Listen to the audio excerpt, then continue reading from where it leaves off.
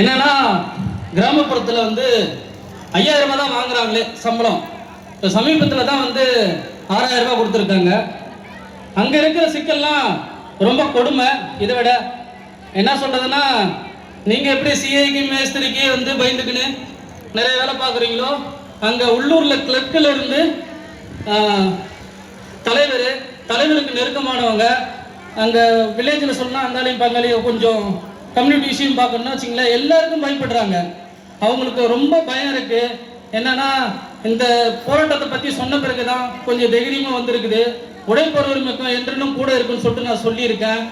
அப்புறம் நான் ஒவ்வொரு ஊராட்சிலையும் எங்கள் செஞ்சி ஊராட்சியில் வந்து கிட்டத்தட்ட 63 ஊராட்சி ஒன்று கிராமங்கள் இருக்குது.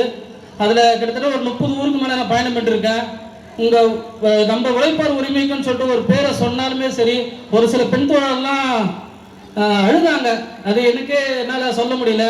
அந்த அளவுக்கு போராடி இருக்காங்க. நீங்களாம் கூட இருந்திருக்கீங்கன்னு சொல்லிட்டு ரொம்ப நன்றி சொன்னாங்க. நாங்களும் உங்கள் கூட இணைஞ்சு பயன்பட போகிறோம்.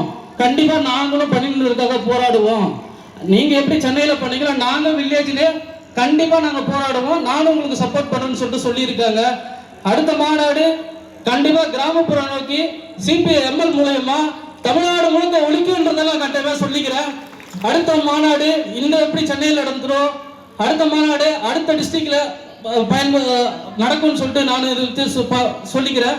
மாநாடு வெற்றியடைய விழுப்புரம் மாவட்டம் சார்பாக வெற்றி அடையன்னு சொல்லிட்டு அவங்க என்கிட்ட சொல்லியிருக்காங்க. நானும் உங்ககிட்ட சொல்லிக்கிறேன். மாநாடு வெற்றி அடைய நானும் சொல்லிக்கிறேன். நன்றி, வணக்கம்.